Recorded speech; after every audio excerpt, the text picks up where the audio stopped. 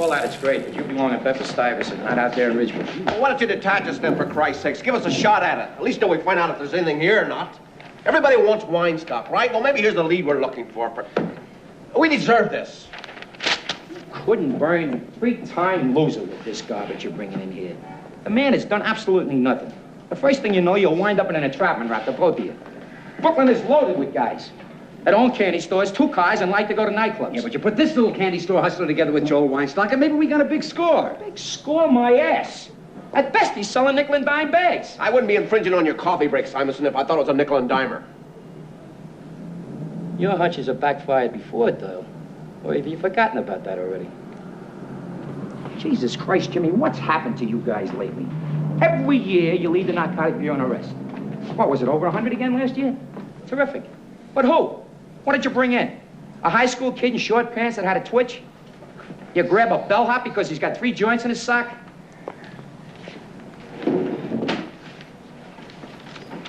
Whoa.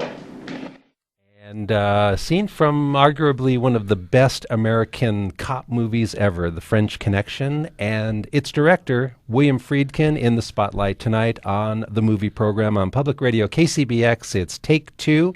And to have this lively discussion tonight about William Friedken is my good friend, Bob Whiteford. And across the aisle from me, the undisputed czar of film on the Central Coast. Of course, I'm talking about a man I'm proud to call friend, and I know you love him too, Jim Dee. Jimmy, here we go again. Another great American filmmaker. Another great one, and you know, it's interesting, our show tonight focusing on the very interesting career of William Friedken, and he's still making movies, came out of discussions that you and I have, and this one came over the air, and the fact that the summer of 2007, a William Friedken film was in theaters. Unfortunately, it came and went very quickly. It was called Bug.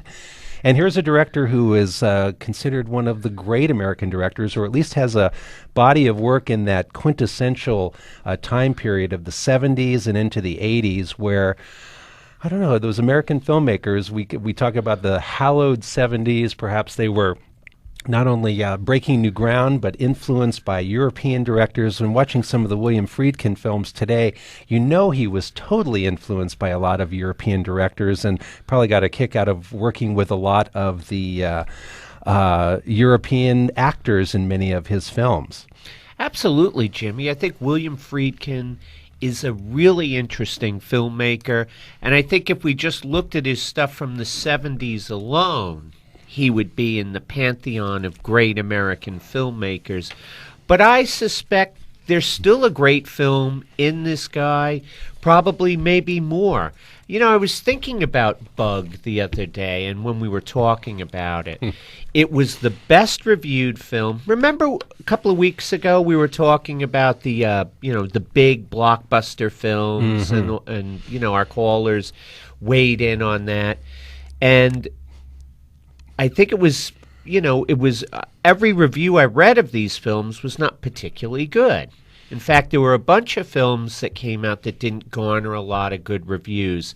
The only film that struck a critical chord with me and people who talked to me that had seen it was William Friedkin's Bug. And, of course, it bugged out before I got a chance to see it. Yeah, it came and went very quickly, and here's one of the premier, like you said, in the pantheon of great American directors. Absolutely. And it's great to know he's still making films, but you look at his history, he could stop making films right now if he wants to, and I'll still have great admiration for him. But that's a great comment, Bob, and the fact that I hope he has a handful of more films left in him. You know, there is a quote here I should mention that William Friedkin, not only a writer, director, producer, but whenever there's a documentary talking about the history of film or European influence on film or whatever, there's Friedkin, and he's an authority. He knows his film. But here's an interesting quote that we dug up about from William Friedkin, director, and we'll get into a little mini biography after this. He says, I'm frankly not on the same page with most of the films that are being made by the studios now. I certainly can't think of any that I wish I had directed. This is not to degrade these pictures they're making today, like Spider-Man 3. I'm just not seeking them out, nor are they seeking me out. An iconoclast to the end, Boy. Jimmy. William Friedkin was born August 29th, 1935 in Chicago. And, he's kind of like Jack Nicholson in the fact that he came in to Hollywood, was working, just doing menial tasks at these studios, and lo and behold, he's directing a lot of television. In fact, before he went to the feature film, his feature film work, he did a lot of work in television. In fact, going back to 1962, he directed an episode of Alfred Hitchcock Presents, and then was just really working a lot until he finally had a crack at making some feature films. One of his biggest influences is Citizen Kane. He talks about, it says he was infatuated with Citizen Kane. And, I'm going to fast forward a little bit later on in the program. We're going to talk about his film To Live and Die in L.A. And, Bob, I got to tell you, I'm reading Friedkin's love for Citizen Kane, and I'm watching it, To Live and Die in L.A. And here's the camera angle where the camera looks like it's in the floor, looking up at the characters, Willem Dafoe, and I think also William Peterson. And I thought, here's a shot right out of Citizen Kane where the camera is shooting up. You see the ceiling, and I'm reading his love for Orson Welles, and then I see this scene. I go, yeah, there it is. Well, he's of that school. We talked about one of the members of this school a few weeks ago, Hal Ashby. Yes. Peter Bogdanovich comes to mind as well. These are people, men, artists who love movies. They were schooled on the greatest movies of all time. People like Orson Welles, a lot of the great French filmmakers from the 50s were their idols. These people are Martin Scorsese is of this school as well. Mm-hmm. It's interesting. I think Scorsese's career has gone a bit smoother. Friedkin and Hal Ashby and Peter Bogdanovich have had a few bumps in the road, but still, that doesn't change the fact that they all came from the same school. And William Friedkin directed some of the greatest films at the time America was making its greatest movies. So that's why he belongs, and that's why I think to our listeners out there, I would recommend checking out some of the movies we've talked about. It's another case of the movies, but you probably don't know the fella who made them. Yep. And that's why this show is important. Also, there's that great give and take, the French being infatuated with our film noir, even coining that term, and then loving the gangster movies of America. So the French make their policiers. And then here's William Friedkin watching the French, also looking at American history in cinema and incorporating it into his films.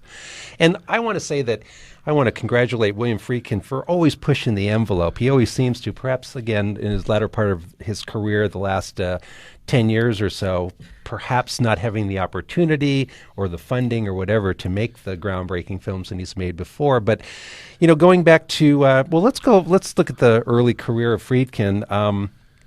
One of his very first films, he worked in television, but was a collaboration with Sonny and Cher in 1967, a film called Good Times. But again, this is after doing a lot of TV work. He was probably in his element, and that goes back to 67. He was really young and probably, just in his 20s, and he was at the director's chair. 1968, The Birthday Party. 1968, also The Night They Raided Minsky's, which was a really good movie. Had Jason Robards and Britt Eklund. It's kind of a comedic romp, a story on the invention of the striptease. I always enjoyed this film immensely. It's one of those films that whenever I come across it, it always brings a smile to my face. And this is his third film out. Good Times, okay, that's Sonny and Cher. It has George Sanders as well to add a special touch. And The Birthday Party is Harold Pinter, which I think this film was a personal favorite of Friedkin's. This is something he wanted to do. Yes. And I think it was a harbinger of a film that was to come down the pike that would be very revolutionary. And we're talking, of course, about the film he did after the night they raided Minsky's, Boys in the Band. And that is from 1970. And, boy, watching some of this today, what Friedkin did, and irregardless of the subject matter of Boys in the Band, which is about 10 men at a get-together, essentially a birthday party, where 9 of them say they are gay, and one who says he isn't. And it's based on a play written by Mart Crowley. And again, irregardless of the subject matter, here's Friedkin as the director. And I thought of Sidney Lumet with 12 Angry Men. You have one set, you have 10 characters, and the movie moves. Of course, the dialogue, the writing, the screenplay is really top-notch. Friedkin has essentially 1-2 sets to work with, a great script, and he makes this movie happen. And also, here's the envelope pushing. In 1970, here's a film with gay characters who are fleshed out completely, and they have great conversations and talking about what it's like to be gay in, shall we call, fiercely heterosexual nation, and then the notion of denial. And it's all there, and this goes back 37 years.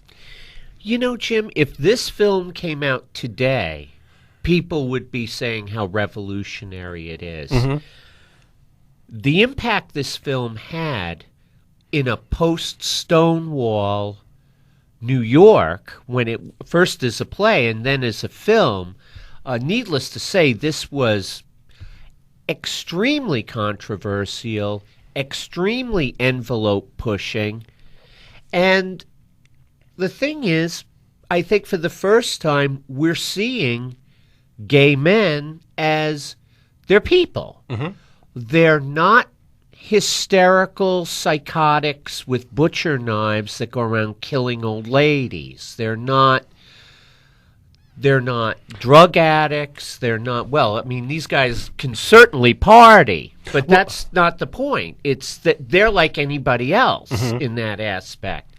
But it's like we're finally getting a fly-on-the-wall view of their lives and their culture and mm-hmm. what they have to face every day, because we're seeing actualized people mm-hmm. having intelligent adult banter. And let's face it, the gay man has rapier wit, and it's on display here in droves. Also, Bob, it's the idea that, where was I going with this? Well, let's just play a clip and we'll get a feel for the Boys in the Band. Again, this goes back to 1970. William Friedkin directing the play and transforming it pretty much unscathed or unchanged, should we say, for the screen. This involves the return of the character who is married, who says he's not gay, but apparently has, had a former life with the guys at this party. And it takes a dark turn. There's a storm going on outside. And here's a clip from Boys in the Band. I should notice that the stars are from the original Broadway cast: Kenneth Nelson, Peter White, Leonard Frey. This is from the Boys in the Band. Wanna dance? Uh-oh, Yvonne the Terrible is back. Oh, hello, Alan. Feel better? This is where you came in, isn't it? Don't rush off in this inclement weather. You'll never get a cab. Revolution complete. You've missed the cake. And you've missed the opening of the gifts. But you're still in luck. You're just in time for a little party game.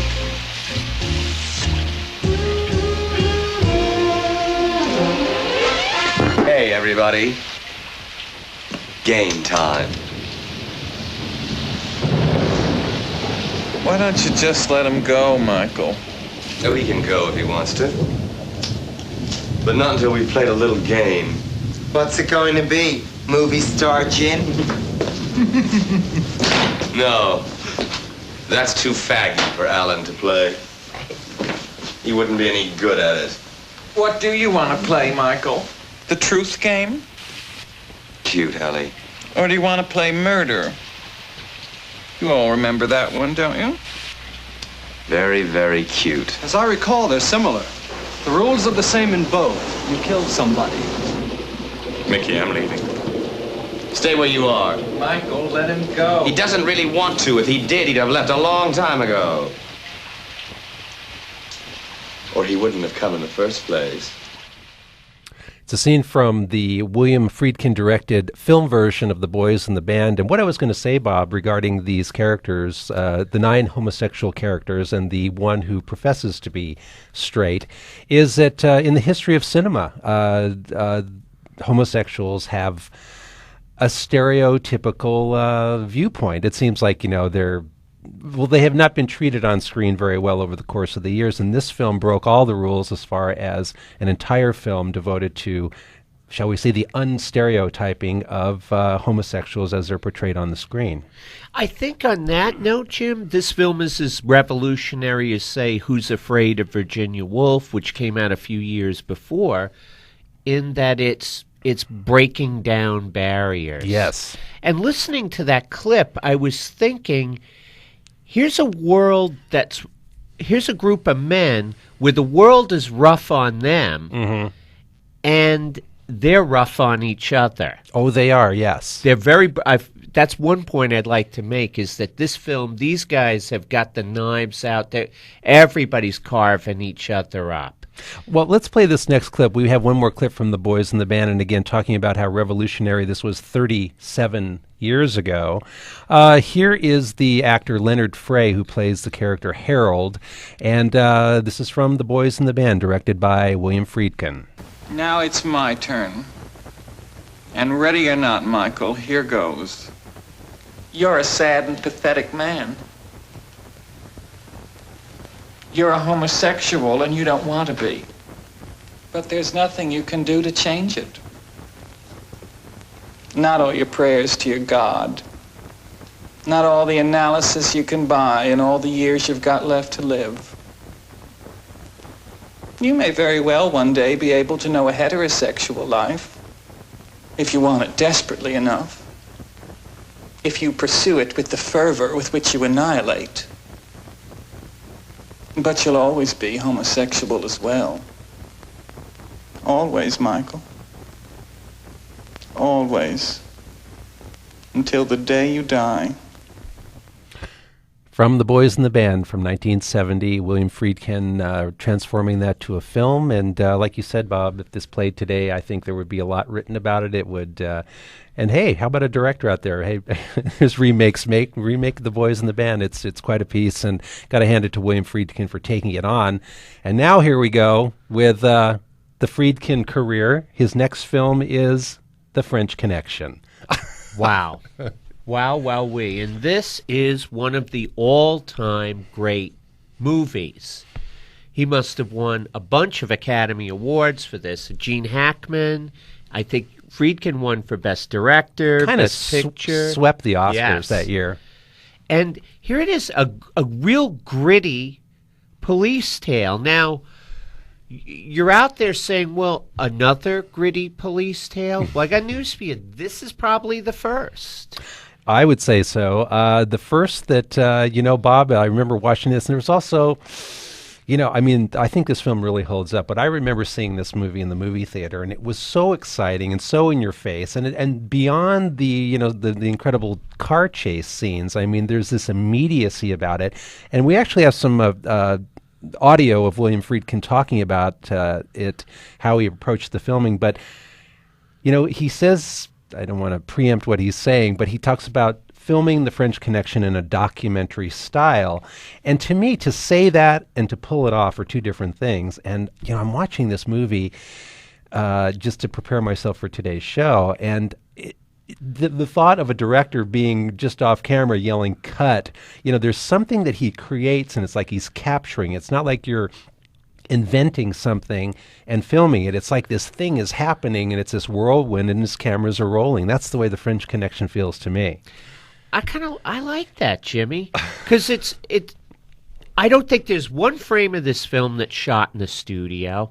It all seems to be shot on some kind of location, using a lot of use of natural lighting, that kind of grainy color that was very big in the 70s. It has a hard, gritty look, the same as the subject matter, crime, drugs, and the city it's filmed in, New York. And this is a film that really stands the test of time quite well. I know frequent listeners to the show know that I tend to, really hammer on films that have won Best Film Academy Awards as irrelevant, blah, blah, blah. This is not one of them. Oh, I agree. This is one of the best films I think that's ever come out of an American studio ever. We'll say more about this, but we do have some audio of William Friedken. We'll dangle something in front of you that will probably inspire you to rent the DVD. But here is William Friedken himself talking about The French Connection. In 1961, two New York City narcotics detectives broke what at that time was the largest narcotics case in the history of the United States. $32 million worth of uncut heroin. The case was broken by two detectives who almost stumbled into it out of their incredible instinct for what was happening in the streets. And these were detectives Eddie Egan and Sonny Grasso. About 10 years later, when I set out to make the film The French Connection, I based the story closely on the characters of Egan and Grasso and the narrative that they gave me about how they happened to come on this case, subsequently to break it, and how ultimately there was a great deal of frustration in bringing all of the people involved to justice. I tried to give the film the flavor of a documentary, to make the audience feel as though you were in on the surveillance and you were in on the chase and the bust. And in order to do that, we had no sets. We filmed on actual locations in the streets of New York in one of the coldest, most severely brutal winters in the history of New York. The cast, of course, was led by Gene Hackman and Roy Scheider playing Egan and Grasso, and Fernando Rey, who played Charnier, the smuggler from Marseille. There were, in the course of the making of the film, about 9 scenes that I didn't use. They were all character scenes. Some of them have been found. A lot of it has been lost. But in any case, here are some of the out scenes that were never used in the final cut of The French Connection. And you would have to go out and get the DVD, the 2-disc set, to check out those deleted scenes, but they're pretty fascinating. And, as you say, Bob, The French Connection holding up so well, I think, for me personally, is that the characters are shaded. Gene Hackman's performance is just amazing, but Popeye Doyle is not the most likable guy. There's scene after scene where he's in that bar and he's trying to get information, and he's just making everybody feel horribly uncomfortable. In the clip that we had opening up the program, of course, they're going to the police chief, who is played by one of the detectives that Friedkin talks about the film being based upon. And these guys are going to go bust a school kid for having a joint or something. They're not the nicest guys, and I think Friedkin does that in this film, and what makes it a great film, these characters are not just black and white. It's not Joe Friday coming to get the French Connection, Fernando Rey. It's a shaded character who you may not want to see on a night if he pulls you over in your car. Exactly. That's a great point, Jim. I mean, he isn't Jack Webb. He isn't living in a black and white world. He's shades of gray, and he is not pleasant. And his partner, Sonny, played by Roy Scheider. This is the film that finally and rightfully established him amongst the best star actors of his time. They're terrific in this. And Jim, when I watched this film not too long ago, I thought about Gene Hackman when he went to acting school, probably about not even 10 years before this film was made. His acting coach pulled him aside and said, "You know what?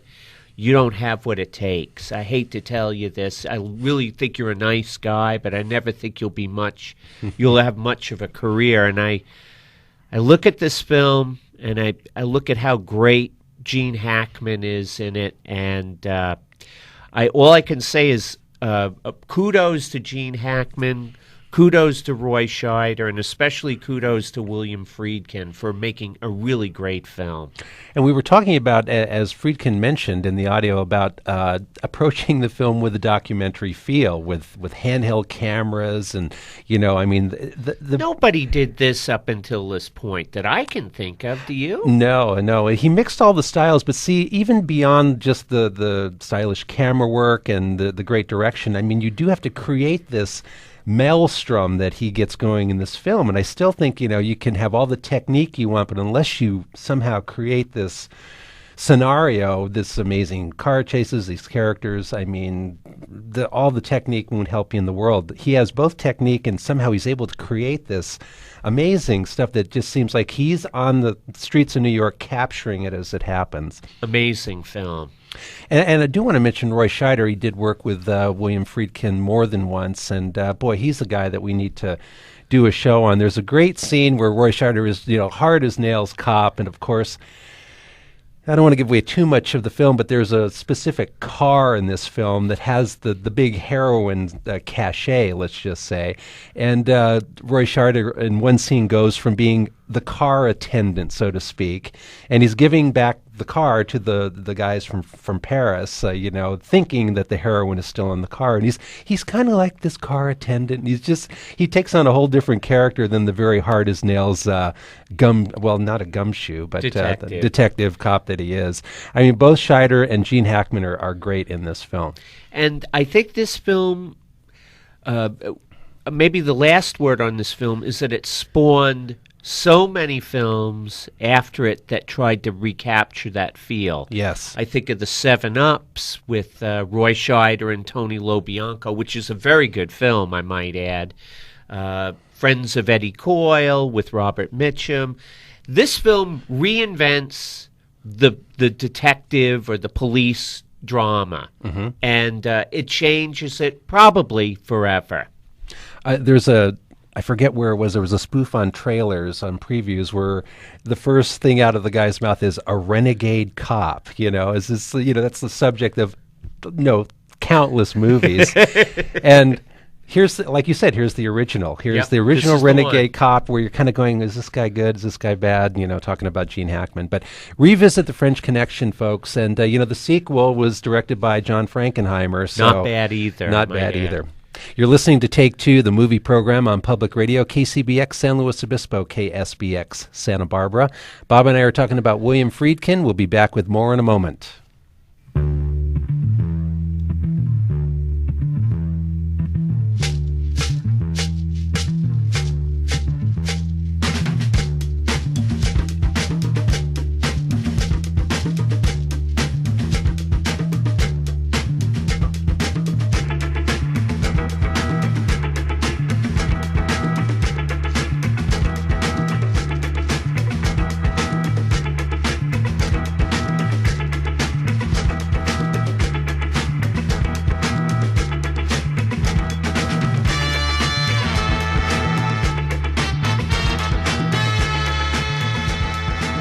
You're listening to Take Two on Public Radio, KCBX San Luis Obispo, KSBX Santa Barbara. Streaming at kcbx.org. And you can write to us at movies@kcbx.org. Support for KCBX comes from the 12th Annual Atascadero Wine Festival, presenting their Lakeside Wine Tasting and Fine Arts Festival, Saturday, June 23rd. Enjoy over 80 wineries and the music of the mighty Croon Dogs. More at atascaderowinefestival.com. Support for KCBX comes from American Flatbread, all natural pizzas featuring freshly baked flatbread pizzas, salads, homemade desserts, and an extensive local beer and wine list. For more information, foodremembers.com.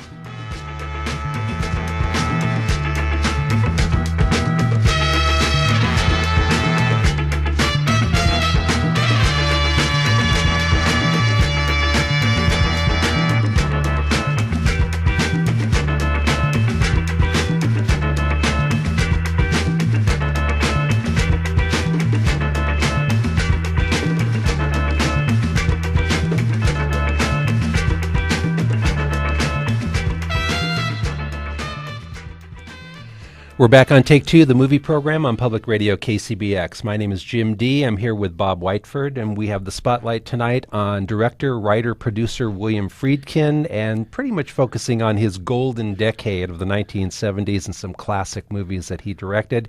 Thankfully, he's still out there making movies today, and we wish him the best. Hopefully, he will hit another one out of the ballpark, as he did back in the 70s and 80s. Well, here's the quantum leap here. Of course, William Friedkin sweeping the Oscars in a film for the ages, The French Connection in 1971. 1973, probably his biggest hit and most controversial film. Well, no, we have a later film that's even more controversial, but The Exorcist in 1973. Wow. Just think about this, Jim. We've just talked about a handful of movies here. Here's a guy, he's done Boys in the Band, French Connection, and now The Exorcist, all in a row. And you're going, holy smoke. Mm-hmm. What's going on here? It's like the guy's reinventing each genre as he touches them. I mean, what he does with The Exorcist is going to change the horror film genre forever. It's never going to be the same after this film. And I know this is a movie we've talked about quite a bit on this show. You know, he pushes the envelope a lot on this one. And, you know, I also have to say, Bob, that having read the novel, The Exorcist, when the movie came out and there was huge controversy about it, of course, a big backlash from the church and everything, I read the novel and I thought it was rather poorly written and it just didn't really do much for me. And here was a case where when I saw the movie, well, I didn't go crazy for the movie, even though I can respect the film a lot, but he turned a very basic, kind of poorly written novel into an amazing movie, and of course a huge success and very controversial. I'd say I probably liked the movie a little bit more than you did. The thing is, folks, there's actually two versions of this film that have been viewed. Of course, the first theatrical cut, which was the one we all saw in theaters, and when the movie came out on video many years later, a few years ago, maybe, 8-9 years ago, there was the director's cut release of the original Exorcist, which is a little longer, includes the infamous scene of Linda Blair walking downstairs on all fours backwards with her head. I don't know. It was kind of freaky. I know. And that was a scene of legend for many years. People had heard about it. And I remember, shooting the breeze with my buddies, and somebody had brought it up. And I said, go on, how could he do something like that? How could he do that? I mean, granted, he had Dick Smith and Rick Baker working on this, which were the two greatest special effects guys of their day, and maybe of any day. And you're wondering, how could that be? And then the reissue, the version you've never seen, I remember seeing it here in town, actually, and I saw that scene, and, here I am, jaded, over 40, and I'm thinking, I've seen it all. That one, it startled me. It really startled me. I didn't know what to make of that. This film scared the hell out of me as a kid. I mean, I don't know. It's really got a special place in my heart. And the thing is, Jim, there's been so many knockoffs of this film. Oh. I mean, I think they're still trying. I mean, you could see the big studios are still trying to recapture the Exorcist magic. Oh, definitely. And failing miserably. Oh, I've told when I said the film didn't knock me out. Maybe it's just there was so much uproar and fervor about it when I went to see it. It was a little anticlimactic. But Friedkin maintains a mood in this film that is utterly amazing. I think he captures so much more than the mood of the book, for instance, for me. Interesting note, I was reading about Friedkin, and they were comparing both The Exorcist to French Connection, and the fact that there was something that happened away from America. In the case of French Connection here, the smugglers with the heroin bringing it to America and causing the turmoil here. And then Max von Sydow is in some far-off country, and somehow the devil has been unleashed and ends up... It's Iraq. Oh, Oh, it is Iraq. That's right. Just for the heck of it, I thought I'd mention that. That's right. It is Iraq, isn't it? But another from far away, something comes here to America and causes the plot elements, let's call it. And this is an interesting cast, Jim. I mean, you got Max von Sydow, who's of the Bergman films. He's like the big star of this film. You have Jason Miller, who is a playwright, I guess, and he was in this. Ellen Burstyn, who I think may have had Alice Doesn't Live Here Anymore under her belt, or it came out the same year. Thereabouts. Yeah, I mean, this is her really starting to emerge, and we know what a great actress she is, still working. Requiem for a Dream. I think she won an Academy Award for that. No, she was nominated, but... Well, I think around this time period she was in the Peter Bogdanovich film, The Last Picture Show. That's right, yep. And Alice Doesn't Live Here Anymore, but she is great in The Exorcist. And let's not forget Lee J. Cobb as the detective. That's right. I think this is one of his very last films. And, of course, Linda Blair.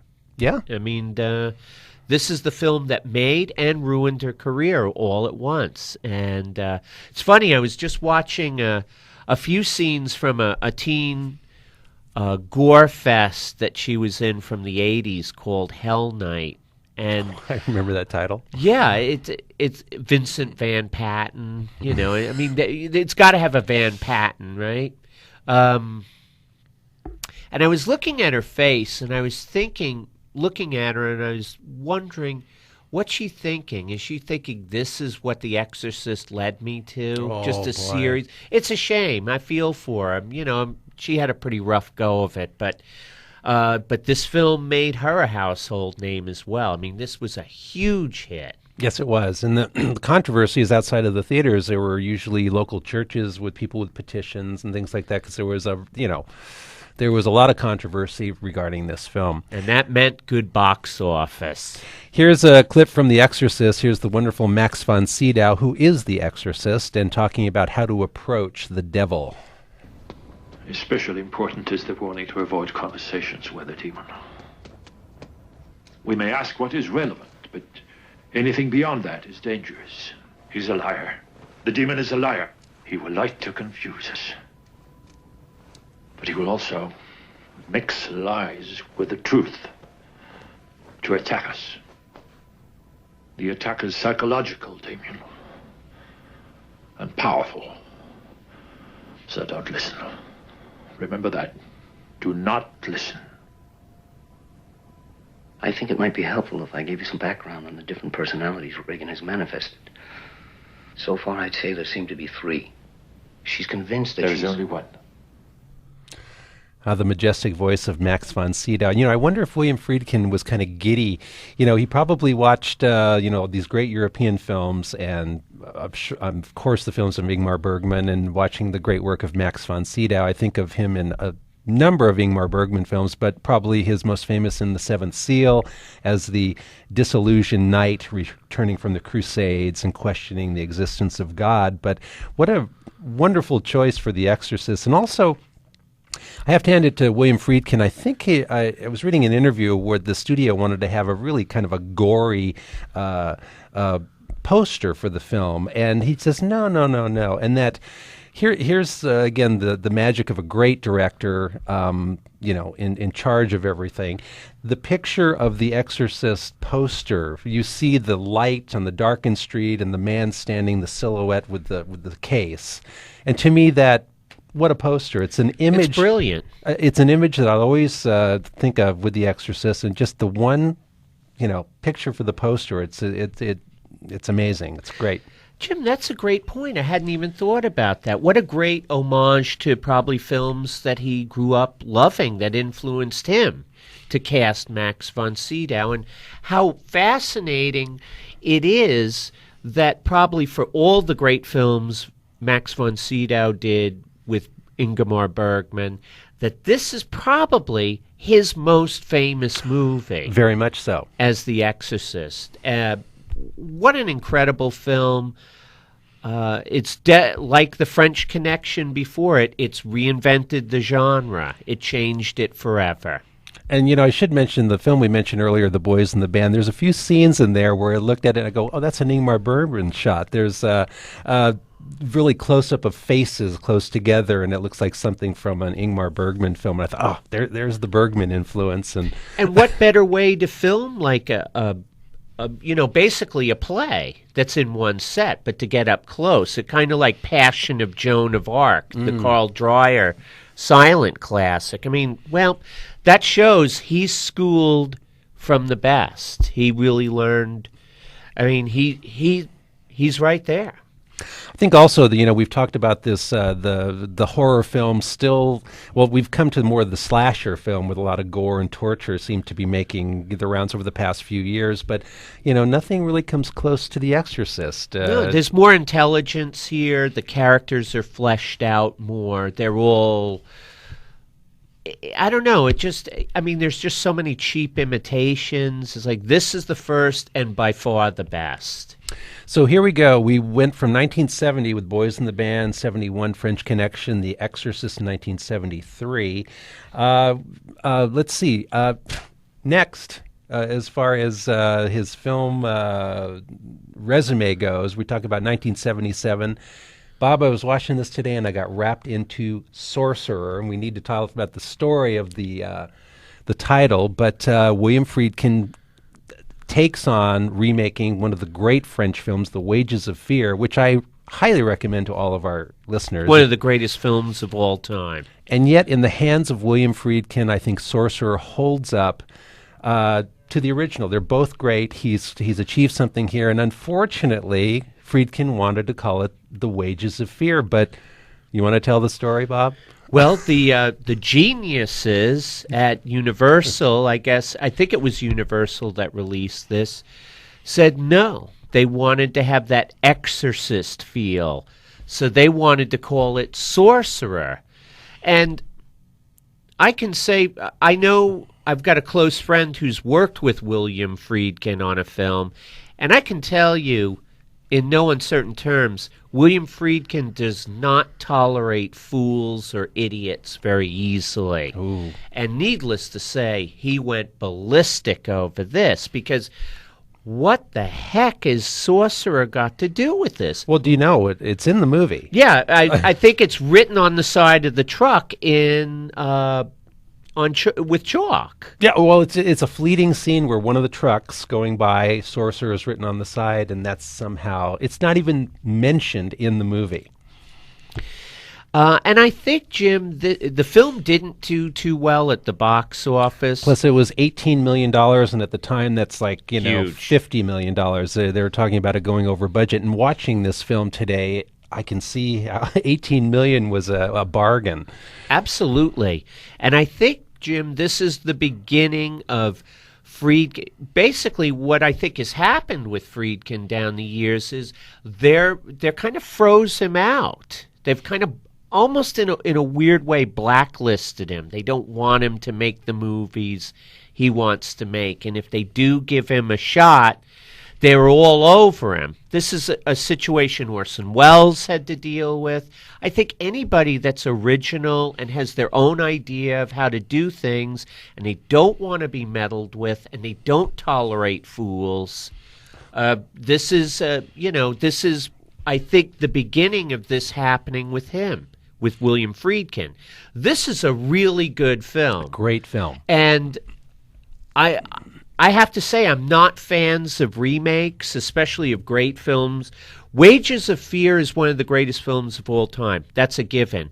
Sorcerer stands alone, and it stands on its own, and this is a fantastic film in its own right. You can watch them both separately. You can see the similarities, but Friedkin has paid an homage to a great film and also created something new with this. And what happened to this film from the mishandling of the studio is a disgrace, because more people really needed to see this. Roy Scheider is great in this. You know, it's interesting, too, about talking about that studio decision to make the title of Wages of Fear by William Friedkin, Sorcerer. I've heard many times where the title was wrong on this movie, or the marketing wasn't quite right, or people didn't go to it for whatever reason. Boy, to me, I would say this is the granddaddy of those films, because why would you go to see a film called Sorcerer and it's about guys in these trucks going over these horrible landscapes, and they're transporting nitroglycerin to an oil rig that's on fire, and the nitroglycerin is going to be used to blow out the fire. I think the overriding feel that I love about this film, Bob, is the word existential comes up. Here are it's an international cast. We've got Roy Scheider from New Jersey, and we've got a guy from Paris, I believe. There's a guy from Jerusalem, and I forget where another character is from. So here's his international cast, and they end up in this third world country. Who knows where it is, and it's horrible. These guys can stay there because they've committed crimes in their respective countries, and they're fleeing out, yeah. And they're on the lam. And so it's almost like, do I stay in this horrible place hiding, or do I take the chance to load up these trucks with nitroglycerin and go blow out this oil fire? It's almost like, it reminds me of the characters in Seven Samurai, where the samurai go to defend these poor people, and they're going to do it just for rice. And, they kind of go, well, that sounds like a good thing to me. Absolutely. Or like the Magnificent Seven. It's Yeah. like, 80 pesos. Well, that's a lot of money right now. Or 8 pesos or whatever it is. Like, you know what? Who knows why people do what they do? It's just the right man, or maybe the wrong men, who become the right men at the right time to do these things. And just to echo your earlier sentiments, Jim, I think the studio as far as I can tell, they must have sabotaged this film. I mean, I can't figure out why they couldn't just sit down, look at this, put their egos aside and the pissing contest, and look at a great film and just say, we've got something here. But Yeah. they didn't do it. And that's a shame. There are scenes in Sorcerer with trucks going across these bridges that are suspended across a river or something, and it's some of the most amazing footage. And they look like they're in this rainforest and it's raining. It doesn't look like Hollywood rain. It looks like it's raining on these guys, and they're up to their waist in mud and everything. And it's an amazing film. Here's a clip from Sorcerer, which is William Friedkin's remake of Wages of Fear. This is the recruitment to drive those trucks of nitroglycerin. Experienced truck drivers, men who are willing to do a dangerous job. This job must be done before we can reopen our gates and bring back full employment to you people. The men who qualify, they will receive exceptional wages. Only experienced truck drivers willing to risk their life can do it. No one else should apply. The company will pay 8,000 pesos to each driver.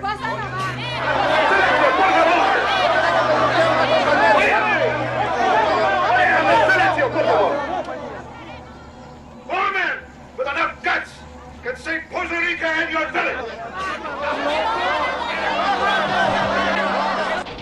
That's from William Friedkin's Sorcerer and the recruitment of the truck drivers. And again, that fatalistic feel of this, Bob. I mean, Roy Scheider talks to the oil man who wants to recruit these guys and says, Roy Scheider says, hey, we've got more than enough nitroglycerin here to do the job. So he tells him, he says, you're not expecting all of us to even make it. I mean, there's a real feel of this film that what these guys are doing is totally dangerous, but they're going for it anyway.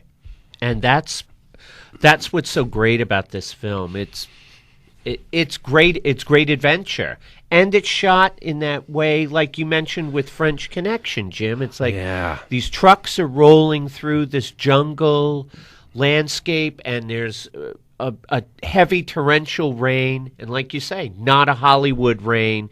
I mean, they're out in the elements. Friedkin, once again, has just kind of created this whirlwind, and he's tapping into it, and he's giving us something really special. Both Bob and I highly recommend William Friedkin's Sorcerer.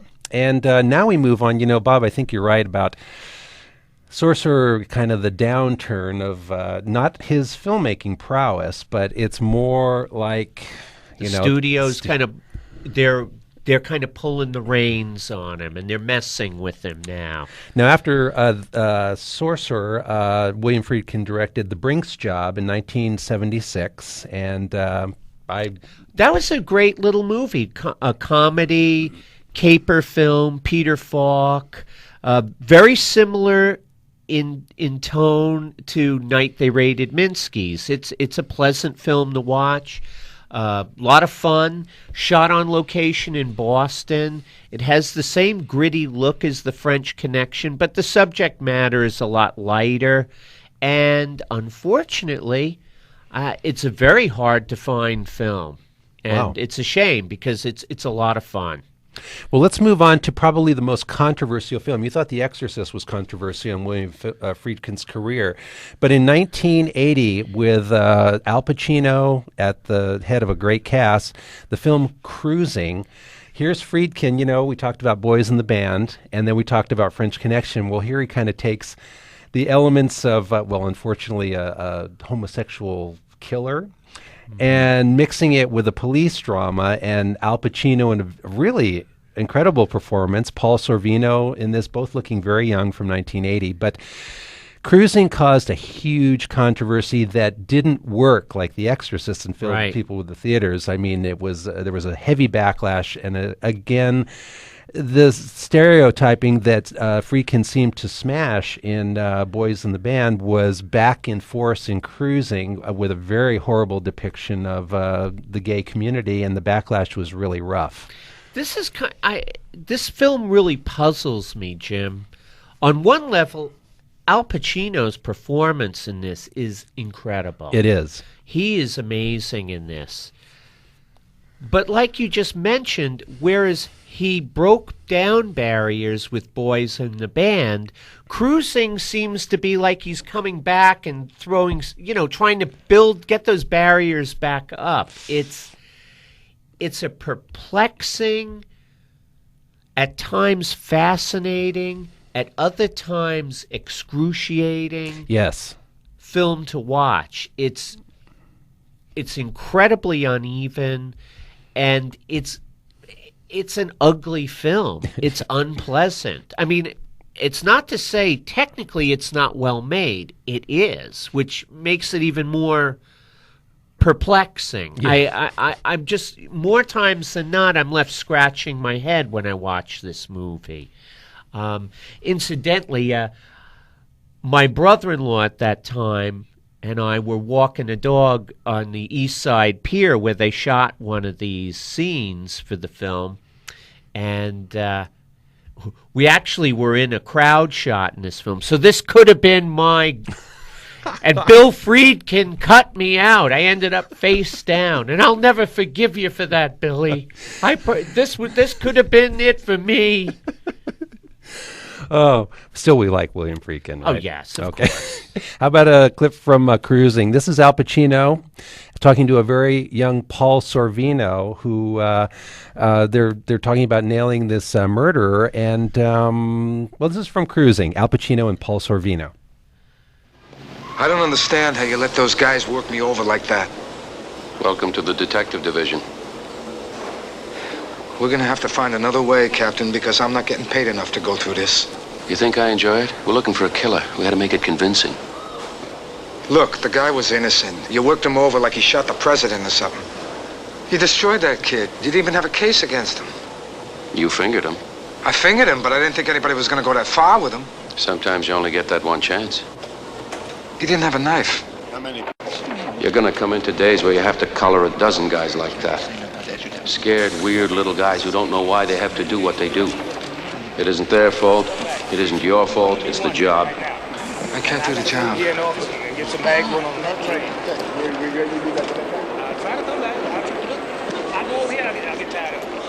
I don't think I can do the job, Captain. I don't think I can handle it. That's all. I don't know. It's just things happening to me, you know? I don't know that I can handle it. I want you to know that it's not because I'm afraid or anything. That's Al Pacino and Paul Sorvino, scene from Cruising. And what's happening in Al Pacino's world is he's entered the, you got to get into the gay culture, into the gay lifestyle, and it's not spoken, but something's happening to him. Maybe some self-realization in this film. It's quite a film. Uneven, as you said, very unpleasant at times, and caused a big controversy in William Friedkin's career. But Cruising, an anomaly, let's just say, in the career of William Friedkin. Let's talk about one more film. We're going to skip the next clip, Andy, but I was knocked out by To Live and Die in L.A. To me, pretty much the last film I've seen that was directed by William Friedkin. And at the time, Miami Vice was really big on the TV. And just doing the research today, Michael Mann, who I respect as a great filmmaker, but the creator of Miami Vice, sued William Friedkin because To Live and Die in L.A., he was saying, was a complete ripoff of his television show Miami Vice. Unfortunately, I think it's a complete opposite. Here again, William Friedkin pushed the envelope and made the cops that you see on Miami Vice a little bit more real, and boy, things happen in To Live and Die in L.A. that were jaw-dropping to me. Absolutely, Jimmy.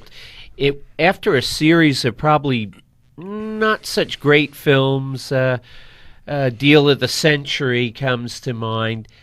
Friedkin comes back with a vengeance with this film, and it features William Peterson, who is actually a really good actor. He was in Manhunter. I mean, boy, he was, I don't know whatever happened to him. Or is it CSI? He's on a television show. I think it's CSI. Good. I'm glad the guy's still working because he's a good actor.